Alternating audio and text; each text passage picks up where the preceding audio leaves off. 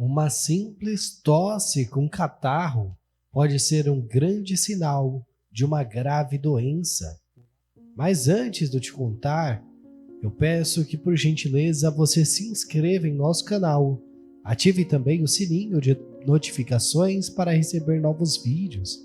Clique em gostei e comente o que achou do vídeo logo que você assistir. Mas sem mais delongas e sem mais enrolação, vamos com esse vídeo que é de suma importância para todos nós.